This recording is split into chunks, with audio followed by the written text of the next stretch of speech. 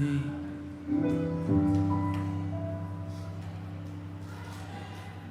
Amém. Louvado e engrandecido seja o nome do Senhor. Você pode cumprimentar quem está do seu lado? Entregar o seu melhor sorriso, dizer que é um prazer recebê-lo nessa noite, receber na casa do Senhor, para juntos louvarmos e engrandecer o teu santo nome, para juntos aprendermos da tua palavra e assim glorificarmos o nome do nosso Deus. Quero te convidar a abrir sua Bíblia no Evangelho de Mateus, capítulo 18. Mateus, capítulo 18. Temos falado sobre mundo em caos, reino inabalável. Mundo em caos, reino inabalável. E hoje é o último sermão desse estudo, é o último estudo dessa série. O nosso pastor não está hoje aqui conosco. Ontem ele teve um procedimento no dente. Ore pelo nosso pastor, graças a Deus está tudo bem, mas precisa manter um repouso e descansar, ficar com a boca fechada. Eu sei que a casa dele é um pouco difícil, né? Descansar um pouquinho. Brincadeira, pastor, você que está dando a gente. Os irmãos encontraram? Mateus capítulo 18. Nessa sequência que nós temos falado a respeito do mundo em caos e o reino inabalável, começamos falando a respeito do Sermão do Monte, que está registrado em Mateus capítulo 5.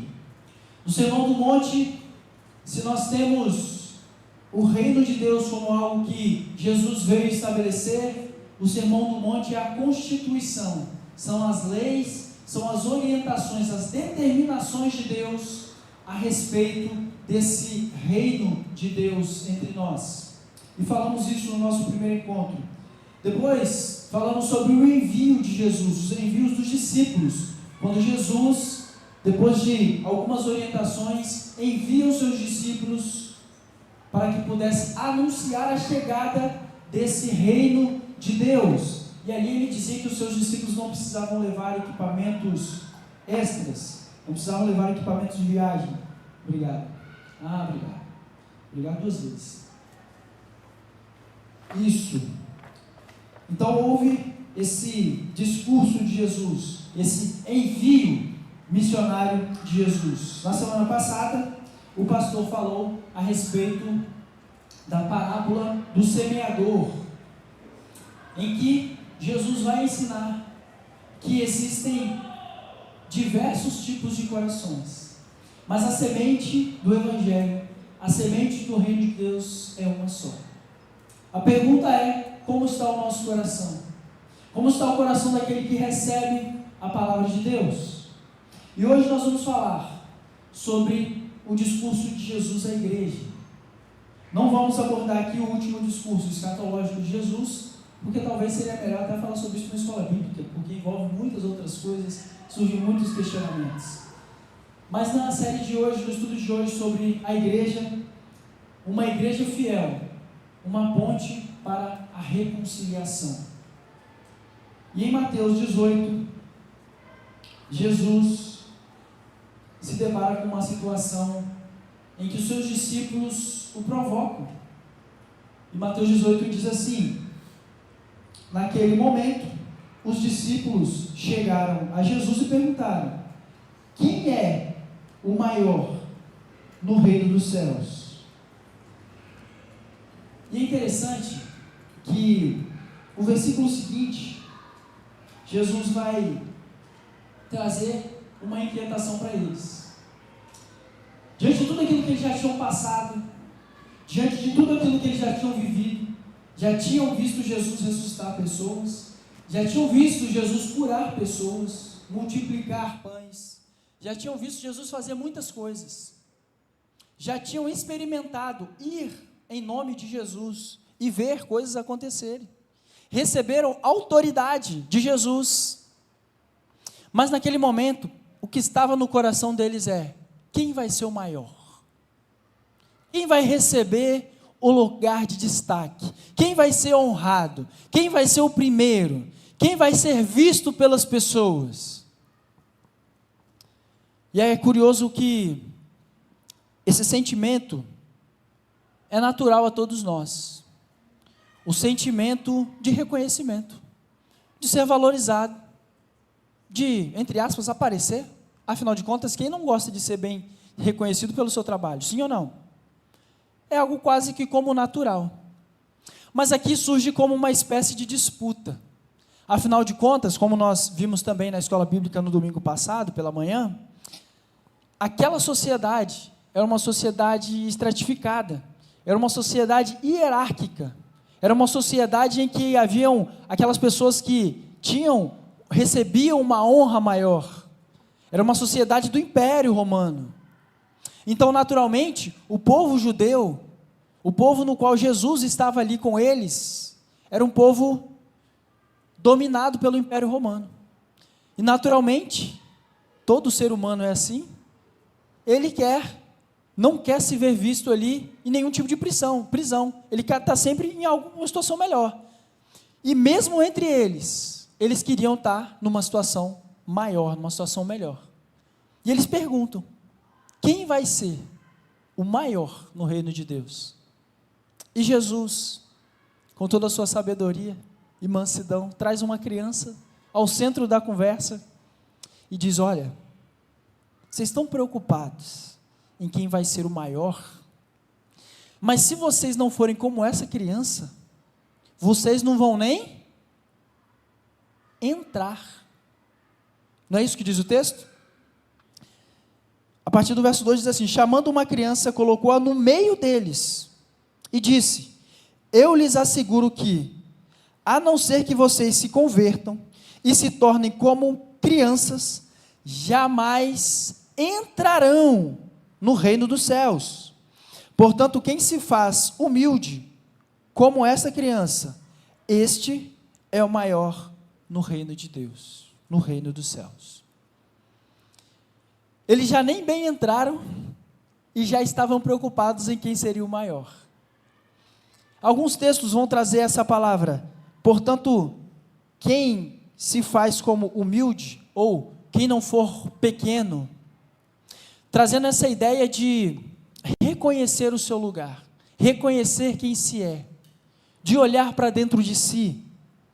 Esse texto vem nos ensinar a respeito do espelho que nós precisamos ter diante de nós a cada dia, para saber de fato quem nós somos.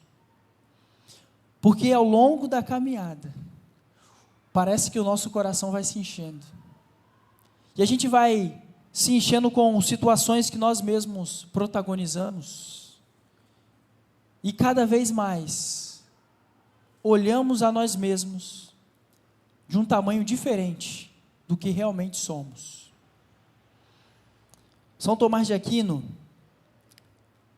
tem uma frase que eu acho muito interessante, que ele vai dizer que a humildade é a virtude pela qual o homem conhece-se a si mesmo, permanece pequeno aos seus próprios olhos. Todas as pessoas na Bíblia que tiveram um encontro real com Deus, que tiveram um encontro real com Jesus, a primeira coisa que eles fizeram era reconhecer quem de fato eles eram. Você se lembra que um oficial, um centurião romano, chegou para Jesus e disse, olha, eu preciso que você cure o meu servo. Aí Jesus disse, beleza, vou lá na sua casa. O que ele disse? Não sou digno que entre na minha morada. Eu não sou digno. Ele era um centurião romano. Ele não apenas era um cidadão romano. Ele não apenas era um militar, alguém podemos dizer assim, da segurança pública, do exército romano, mas ele era alguém de destaque, um centurião que cuidava de uma centúria, ou seja, de uma centena de homens. Talvez, se fosse nos termos modernos, poderíamos chamar de um capitão, que cuida de ali 3, 4 pelotões, cada pelotão com 30 homens mais ou menos, 20, 30 homens. E esse centurião romano disse para Jesus, na condição de judeu, alguém dominado pelo Império Romano. Esse homem disse para Jesus, não sou digno de que entre na minha casa.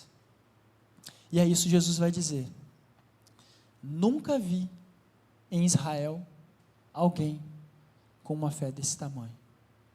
O profeta Isaías, quando tem aquela visão, viu o Senhor no alto e sublime trono. Ele vai dizer: eu sou privilegiado, porque diante de tanta gente aqui, eu estou vendo isso. Foi isso que o profeta Isaías disse?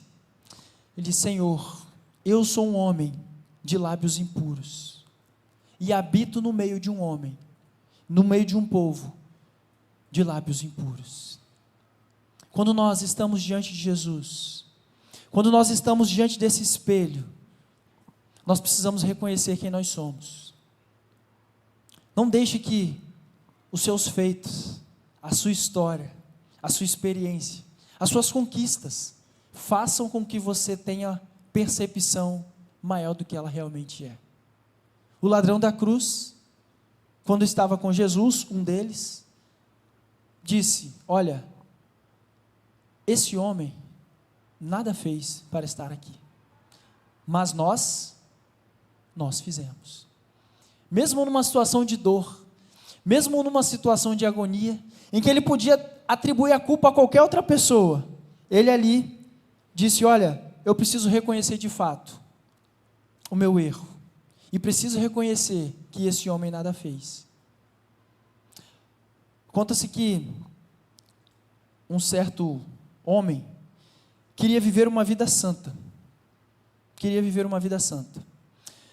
e para fugir de todo o caos do mundo, todas as tentações que os olhos poderiam cobiçar, fugir de toda a tentação do dinheiro, mulheres, dos alimentos, do luxo, e de tudo, ele foi para o deserto, e se refugiou no deserto. Lá encontrou uma caverna e passou a morar ali, e ali o diabo passou a tentá-lo, e todo dia o diabo vinha tentá-lo, e ele conseguia não cair nas ciladas do inimigo, todo dia, e ele sempre conseguia, até que um certo dia,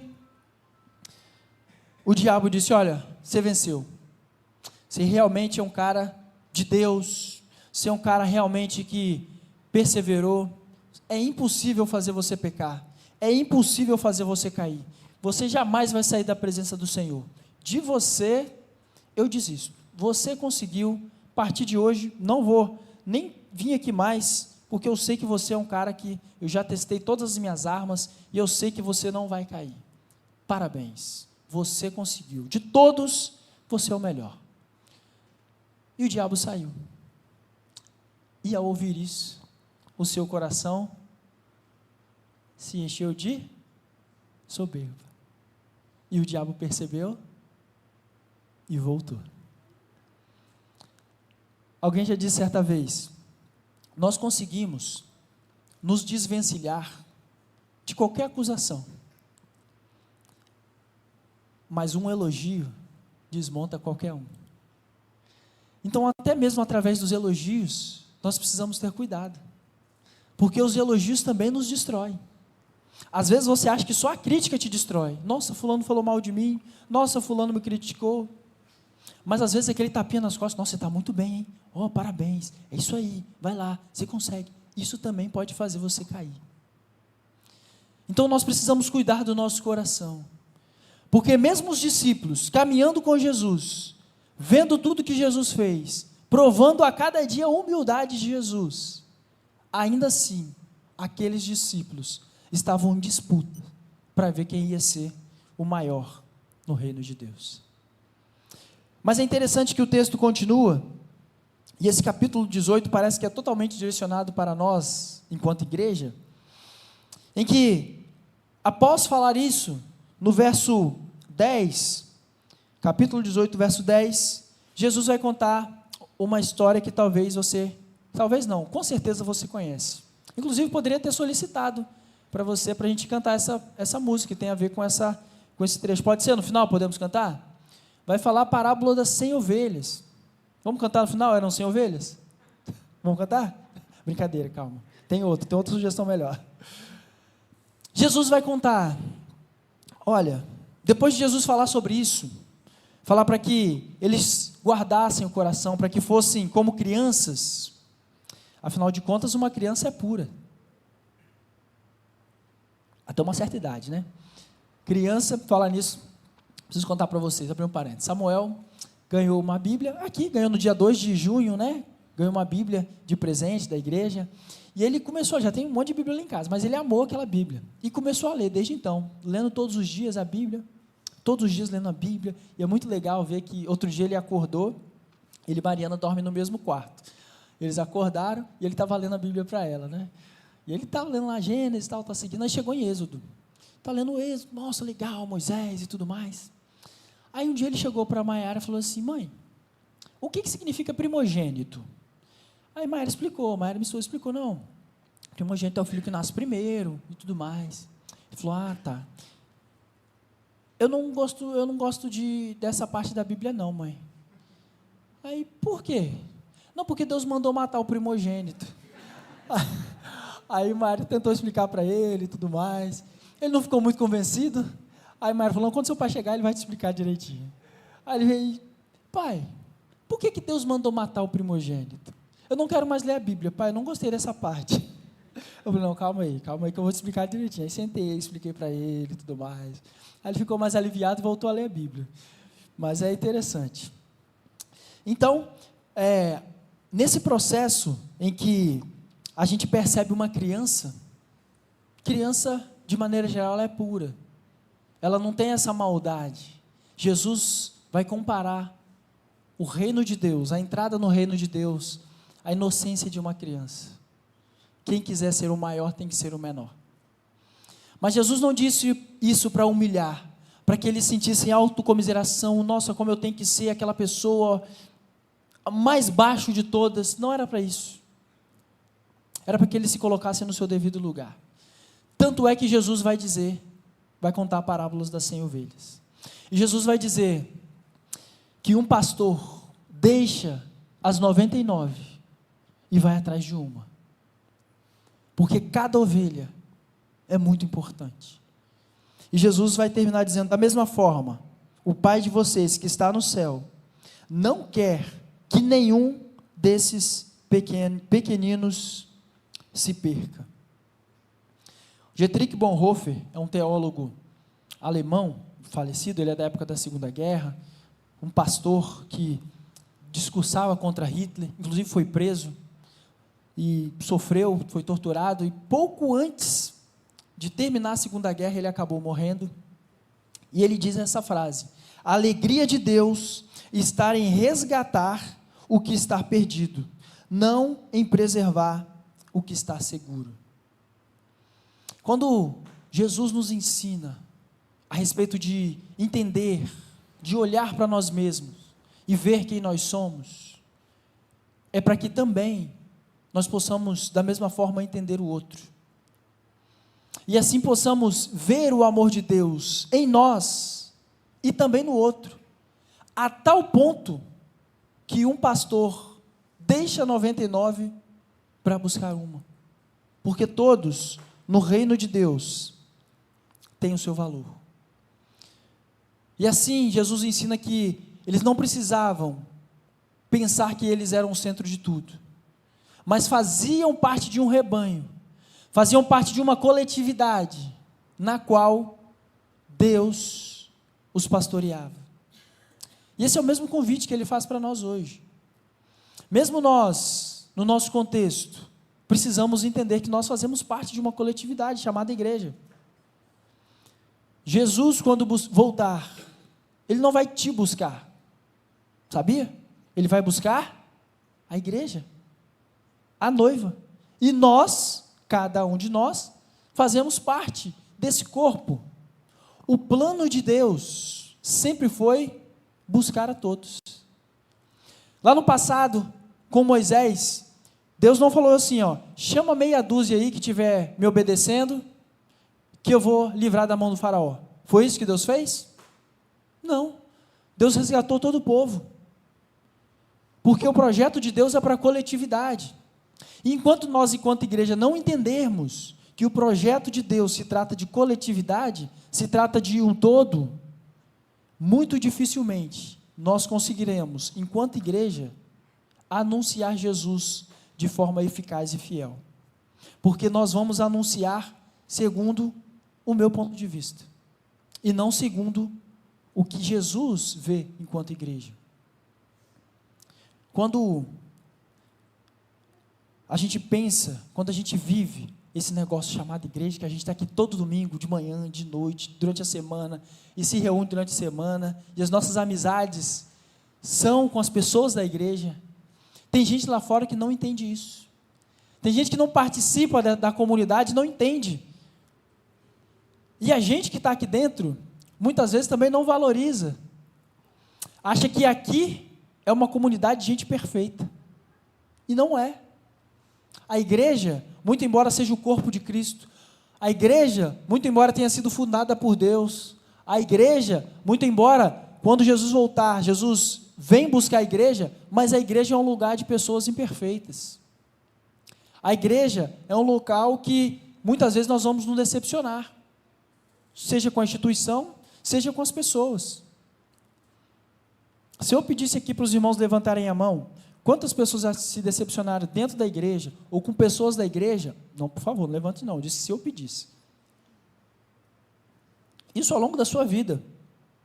Eu tenho certeza que quase todos levantariam sua mão.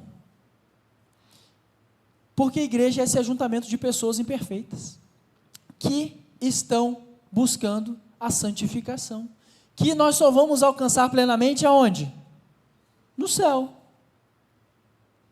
Mas quando nós olhamos para Jesus e vemos que Ele primeiro nos ensina a olhar para nós mesmos, ver de fato quem nós somos, o nosso tamanho. Depois Jesus ensina sobre o amor de Deus para resgatar a todos, a resgatar aquela ovelha perdida. Lá na frente, Jesus vai falar no versículo 15, sobre uma comunidade de reconciliação. Jesus vai dizer o seguinte: se o seu irmão pecar contra você, vá e, a sós com ele, mostre-lhe o erro. Se ele ouvir, você o quê? Ganhou o seu irmão. E Jesus prossegue: olha, mas se ele não te ouvir, chama mais 2 ou 3, vá até ele e converse com ele. Se ainda assim ele não ouvir, leve à igreja. Perceba o esforço que Jesus nos ensina que precisamos ter para a reconciliação. Jesus não diz assim: pecou contra você, você está certo, é isso mesmo, faça justiça. Não, seu irmão pecou contra você. O objetivo não é fazer justiça, o objetivo é ganhar o irmão. O objetivo não é dizer quem está certo, o objetivo é caminhar junto. E se ainda assim ele não ouvir, leve à igreja. E se ainda assim ele não quiser, aí o problema é dele. Mas você precisa fazer a sua parte, buscar a reconciliação, porque inevitavelmente haverão conflitos. Na vida é assim. Se Adão e Eva sozinhos já tiveram problema, imagine no meio de 200. Imagine a gente aqui no meio de 200. Imagine outras igrejas. Imagine em casa, um casal. Não tem dificuldade ou não tem? Às vezes tem problema de comunicação ou não tem? Às vezes tem problema que um falou uma coisa, o outro entendeu outra. Tem ou não tem? Normal. Ter problema não é novidade para ninguém em relacionamentos. A grande questão é: nós estamos preparados ou estamos nos preparando para lidar com esses conflitos? Nós estamos nos preparando para ganhar o nosso irmão? Jesus não está falando aqui de ganhar o perdido não, tá? Não está falando para o, entre aspas, no nosso contexto, o novo convertido não, tá? Ele está falando para o de dentro. Está falando para quem está dentro. Será que nós estamos nos preparando para isso? Ou será que nós apenas queremos ser os donos da razão? Jesus vem nos ensinar que a igreja é uma comunidade da reconciliação. E como se não bastasse, depois disso, vem Pedro, sempre ele. Depois de Jesus, o personagem que eu mais gosto na Bíblia é Pedro. Vem Pedro, no capítulo 18, verso 21. Então Pedro aproximou-se de Jesus e perguntou: Senhor, quantas vezes deverei perdoar o meu irmão quando ele pecar contra mim? até 7 vezes? Jesus respondeu: eu lhe digo, não até 7, mas 70 vezes 7. Você sabe, e eu sei, que Jesus aqui não estava querendo dizer que ele deveria andar com um bloco de notas e falar: ó, o Ítalo deu mole, perdeu uma gaivota. Ó, errou de novo, mais uma. Era isso que ele estava querendo dizer? Jesus aqui, numa linguagem quase que metafórica, coloca, como a Bíblia muitas vezes faz, o exagero. Já que a regra é 7 vezes, então você perdoa 70 vezes 7. Ou seja, perdoe até você perder as contas. Perdoe sempre. Perdoe sempre. Quando Jesus conta esse exemplo, indagado por Pedro, ele continua e fala a respeito da parábola do servo impiedoso, em que um homem devia uma grande quantidade de dinheiro a um servo, a um senhor. E alguns outros textos até mencionam a quantidade, que resumindo é uma quantidade impossível de ser paga. Não tinha condições de ser paga. Não tinha como ser paga. Mas ele então, pela regra daquele tempo, deveria vender os filhos, deveria vender a esposa, deveria vender a sua propriedade e pagar o seu senhor. E ainda assim não pagaria. E ele deveria ser escravo. E ele implora, pede perdão, diz que vai conseguir. Fala, não, dia 10 vai virar o cartão, eu consigo pagar em 10 vezes. E o Senhor fica compadecido dele e resolve perdoar. Não disse nem que poderia pagar depois, ele resolve perdoar. E aquele servo se encontra com uma outra pessoa que também o devia. Um valor irrisório. E esse servo também disse para ele: olha, eu vou te pagar, tenha paciência. Mas ele não aceitou. Bateu nele, mandou prender e tudo mais. Assim como hoje tem muita gente fofoqueira, né? Naquela época também tinha muita gente fofoqueira. É do ser humano, né? Foram lá e viram essa situação. Viram que ele tinha sido perdoado, viram que ele não perdoou e foram contar para o chefe dele, para o senhor dele. E o chefe dele mandou prendê-lo. Não somente isso, mas o texto vai dizer que, eu quero que você leia, verso 34, Mateus 18, verso 34. Olha aí e marque na sua Bíblia. Mateus 18, verso 34. E também 35. Olha só o que aconteceu. Diz assim: irado, o seu senhor entregou-lhes a quem? Aos torturadores. É Jesus que está contando, tá, gente? É Jesus que está contando. Entregou-lhes aos torturadores, até que pagasse tudo o que devia. Verso 35, assim também lhes fará o seu Pai celestial, se cada um de vocês não perdoar de coração o seu irmão. Jesus vai ensinar para cada um de nós que, se você quiser ser discípulo dele, o perdão é algo obrigatório. Se você não perdoa, você não é discípulo de Jesus.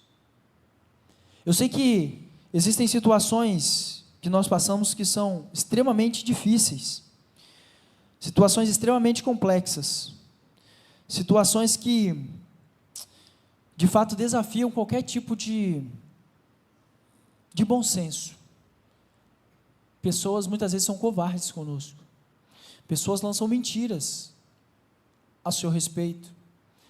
E tem coisas que a gente fala que realmente é difícil perdoar. Mas uma vez, Deus me ensinou algo sobre o perdão numa partida de futebol. Numa partida de futebol. Quando eu era da igreja do Bonfim, a gente tinha o nosso futebol lá toda sexta-feira. E era igual futebol de presídio. Não tem falta, não. do joelho para baixo, vale tudo. E uma vez, tinha um amigo nosso que ele era muito esquentado. Se chamasse ele de bonito, ele brigava. E o cara deu uma entrada nele, que todo mundo parou assim, falando, acabou, já era. Vamos parar, foram tirando tênis, não, vamos embora, vou nem ficar para ver. Eu pensei, pronto, vai explodir. Ele baixou a cabeça, me sentou. Eu falei, meu Deus, esse aí se converteu mesmo, o que houve com esse menino? Aí o cara percebeu que foi muito forte e foi falar com ele. Aí, perdão, ele usou essa palavra, perdão. Aí ele falou bem assim, depois eu te perdoo, agora eu estou com raiva. Depois eu te perdoo, agora eu estou com raiva. Isso me chamou a atenção de uma forma tão grande, porque a gente pensa algumas coisas equivocadas a respeito do perdão. A gente acha que perdão é esquecer. Alguém fez alguma coisa contra você, você acha que perdão é esquecer. Mas tem coisa que a gente não esquece. Não é porque você não quer, é porque foi tão grave que a pessoa fez com você. Você fala, rapaz, isso aí não tem como esquecer não. Perdão não é esquecer. É esquecer para Deus. Quando nós pedimos perdão, Deus esquece. Deus joga no mais profundo mar. Esse é o perdão de Deus. Nós conseguimos fazer isso? Não. A gente sente raiva. A gente quer revidar. No calor do momento, a gente pensa em fazer 1000 coisas. Mas a gente nunca pode perder de vista que um dia nós precisamos perdoar. Na hora é difícil, entenda isso. Para mim essa foi a grande lição. Mas eu tenho que perdoar. Mas agora o seu sentimento é de raiva mesmo. É conflitante. Mas não perca de vista que um dia você vai ter que perdoar. Não fique carregando essa mágoa. Semana passada ou retrasada, não sei, passou no Fantástico a matéria de um pai milionário, propriedades a perder de vista, não sei quantos cavalo de 500 mil reais, sei quantos lá em um monte de propriedade, em briga com 2 filhos, por causa de dinheiro. O pai brigando com o filho por causa de dinheiro. Já haviam movido mais de 20 processos um contra o outro, mais de 20. E o pai já numa situação idoso, já quase 90 anos. E o repórter perguntou para ele, como é que fica enquanto pai? Nessa disputa toda, mais de 20 processos e tal. Ele falou, meu coração de pai sabe que um dia eu vou relevar isso. E eu fiquei pensando, então por que não releva agora? Vai esperar chegar no leito de morte para isso? Vai esperar acontecer algo mais grave? Eu sei que um dia você vai perdoar, mas não demore muito, porque o perdão corrói, a falta de perdão corrói a nossa alma. Jesus estava ensinando para os seus discípulos, o perdão é fundamental para quem quer entrar no reino de Deus. Eu gosto muito de uma história que conta a respeito de um homem. Esse homem cometeu um crime terrível, um crime abominável, e ele foi condenado à morte. E estava lá na sua cela, porque havia sido condenado à morte. E o juiz que o havia condenado, ele teve uma ideia. Ele pegou uma carta, escreveu uma carta, perdoando esse criminoso. Mas ele se disfarçou de pastor, colocou uma roupa, se disfarçou de pastor, pegou uma Bíblia, colocou a carta dentro da Bíblia, e foi lá visitar esse homem, esse criminoso. O carcereiro sabia que ele era o juiz, deixou ele entrar. E esse juiz, que estava disfarçado de pastor, com essa carta de perdão na mão, disse para esse preso, olha, eu vim aqui te trazer algo muito importante. E o criminoso disse, eu não quero saber de nada, pode ir embora daqui, não quero te ouvir. Ele falou, não, eu tenho algo aqui que pode mudar a sua vida. Ele, eu não quero saber, pode ir embora, não quero ouvir ninguém. Ele, não, mas eu tenho algo aqui que vai realmente mudar a sua situação. Ele, já disse que é para você ir embora, eu não quero saber de nada. E começou a insultá-lo, ameaçar jogar coisas nele. Ele disse, você tem certeza que você não quer o que eu tenho a te oferecer? Amanhã será o seu último dia. eu tenho algo aqui que pode mudar a sua vida. Não quero saber de nada. E quando ele ia arremessar algo, esse juiz, disfarçado de pastor, saiu, para não ser agredido. E então, o carcereiro, vendo toda aquela situação, depois que o juiz saiu, ele vira para o preso, para aquele criminoso e diz: você é muito imbecil mesmo, né? Esse aí não era pastor não, esse era o juiz que te condenou, e ele ia te livrar da prisão hoje, e você, burro, não parou para ouvir. E ele ficou pensativo. No dia seguinte, quando ele foi ser executado, perguntaram para ele: quais são as suas últimas palavras? Ele disse: olha, eu vou morrer, mas eu não vou morrer por causa do crime que eu cometi, eu vou morrer por causa do perdão que eu não aceitei. Eu não vou morrer por causa do crime que eu cometi, eu vou morrer por causa do perdão que eu não aceitei. Tem gente dentro de igreja morrendo porque não praticou 2 tipos de perdão.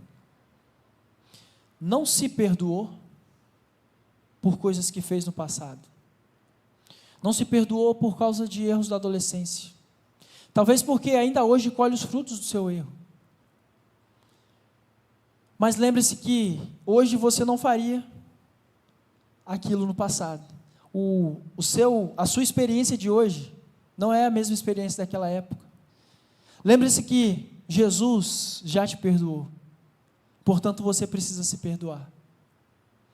Mas muitas vezes, além de não se perdoar, também não perdoa o seu próximo. Precisamos praticar o perdão. Jesus, depois de ensinar tudo para os seus discípulos, ensinou para eles que eles precisam reconhecer quem eles eram. Um não era maior do que o outro. Jesus ensinou que Deus amava a todos, a ponto de resgatar uma única ovelha e deixar todas as 99 para trás. Jesus ensinou sobre o perdão. Você não precisa seguir a regra, são 7 vezes.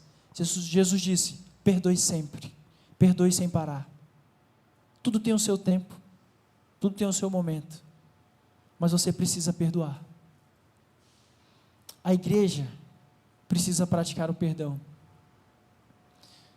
Enquanto você não praticar o perdão na sua vida, em relação àquelas pessoas que te magoaram, em relação a quem te ofendeu, você vai andar como quem está com uma pedra no sapato.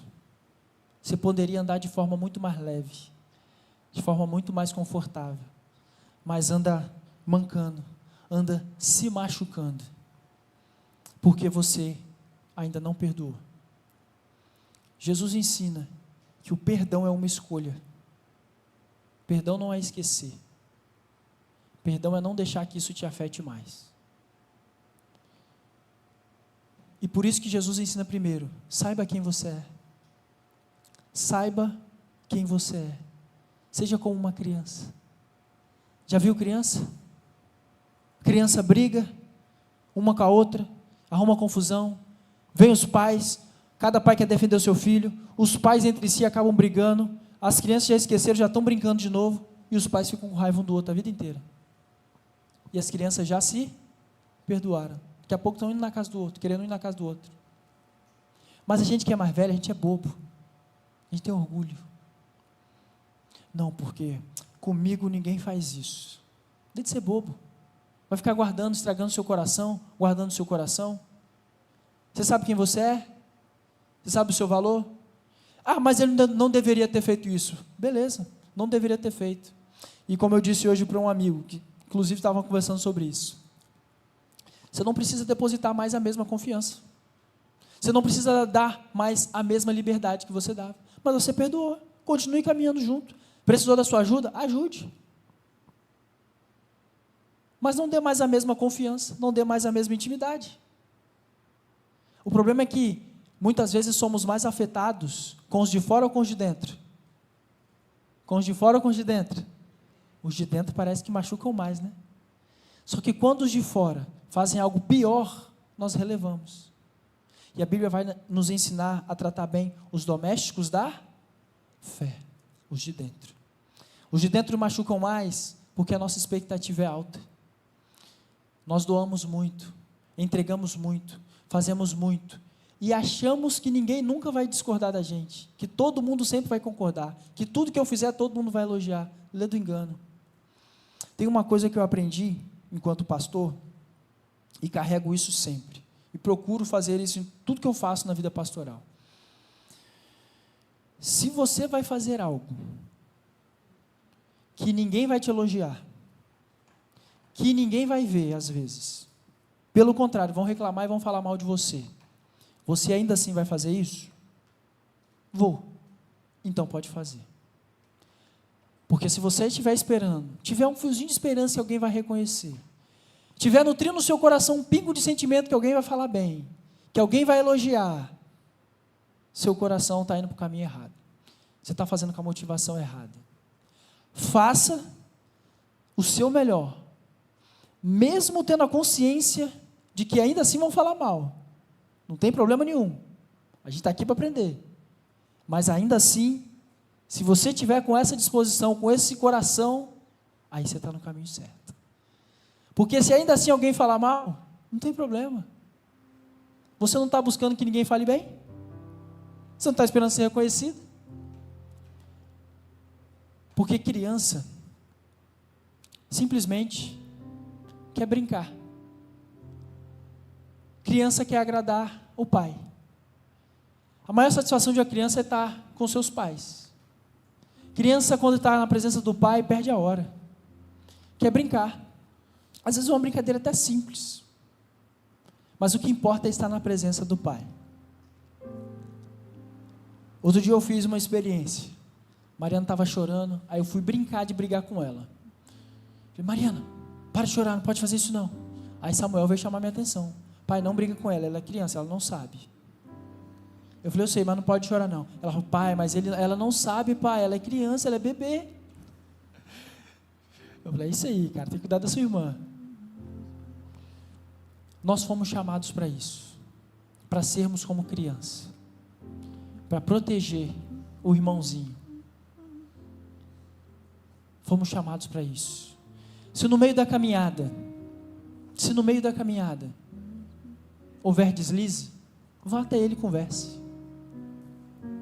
Nós vivemos em um mundo que está totalmente destruído.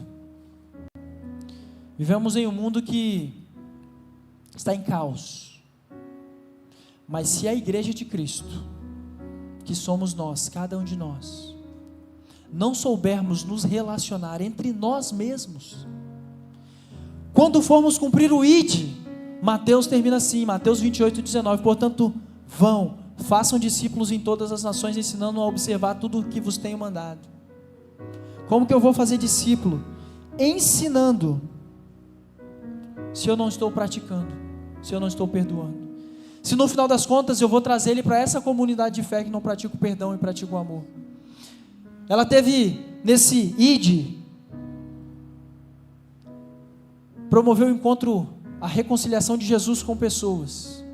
E essas pessoas agora reconciliadas com Cristo, querem andar com pessoas que também estão reconciliadas com Cristo. E elas vêm à igreja, é por isso que você está aqui. Você quer andar com pessoas que estão andando com Cristo. Mas se quando a gente chega na igreja, a gente lidar e encontra pessoas que de fato não sabem o seu tamanho, pessoas que estão disputando para ver quem é o maior, pessoas que não sabem e não entenderam que o amor de Deus é para todos, pessoas que ainda não entenderam que o perdão é fator fundamental para quem é discípulo, o que vai acontecer com o novo na fé? Na semana passada foi a parábola da semente. Existe a semente superficial, que não cria raiz em si mesma. Como que elas vão criar raiz? Existe a semente que ficou à beira do caminho. Vieram as aves e levaram. A palavra de Deus está sendo anunciada. A palavra de Deus como semente tem sido lançada em vários terrenos. A questão é, quando essa semente brotar, Quando as pessoas vierem, que igreja elas encontrarão? Que ambiente elas encontrarão? Encontrarão aqui pessoas que saem das suas casas e vêm a esse local simplesmente para adorar a Deus, ouvir uma boa mensagem, virar as costas e não falar com ninguém e ir para casa? Ou encontrarão pessoas aqui que vão olhar para ela, dar um sorriso e dizer: nós estamos felizes de você estar aqui, como é bom te receber aqui nesse local, você faz parte da nossa família, nós queremos te receber em Cristo Jesus. Nós precisamos entender que a igreja é um farol de Deus no mundo, e nós fazemos parte disso. Deus não precisa da gente, mas Ele conta conosco para anunciar a sua palavra, perdoar e acolher todos aqueles que recebem o reino de Deus. Quero te convidar a baixar a sua cabeça, fechar os seus olhos nesse momento. Nessa noite eu quero te fazer o desafio do perdão. Se existe algum momento na sua história, se existe algum momento na sua vida que você traz como marca, que te incomoda, que vez ou outra sobe a sua mente como um peso, eu quero te convidar a colocar isso diante de Deus nesse momento. Não vou pedir para você levantar a mão, não vou pedir para você ficar em pé, não vou pedir para você ficar de joelho, mas coloque isso diante de Deus nesse momento. Mas se também você traz algo no seu coração sobre o que alguém fez com você em algum momento da sua vida, essa pessoa fez alguma coisa contra você, essa pessoa falou alguma coisa contra você, coloque isso diante de Deus nesse momento. Lance isso aos pés de Jesus, lance isso aos pés da cruz.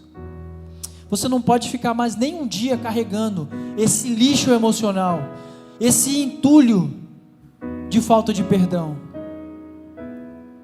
Você precisa se desfazer disso nessa noite. Se você guardar lixo no seu coração, sua vida vai começar a exalar um mau cheiro. Mas nós fomos convidados a exalar o bom perfume de Cristo, que não te convida a perdoar 7 vezes, mas 70 vezes 7.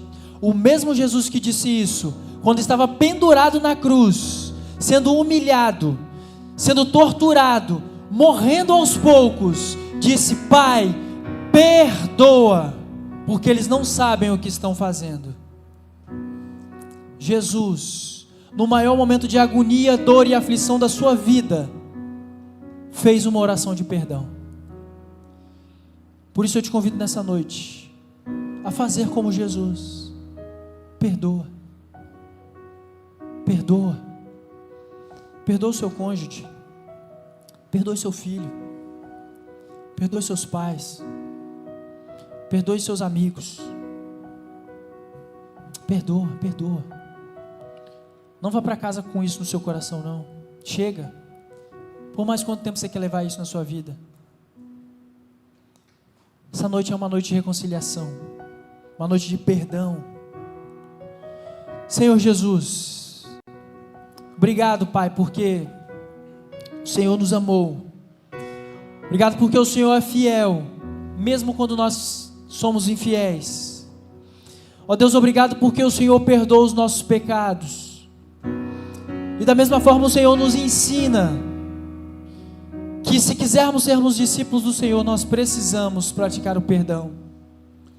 Precisamos amar as pessoas.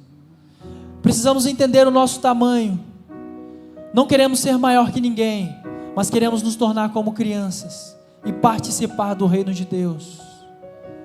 Perdoar e ser perdoado. Ó Deus, nos ensine a perdoar.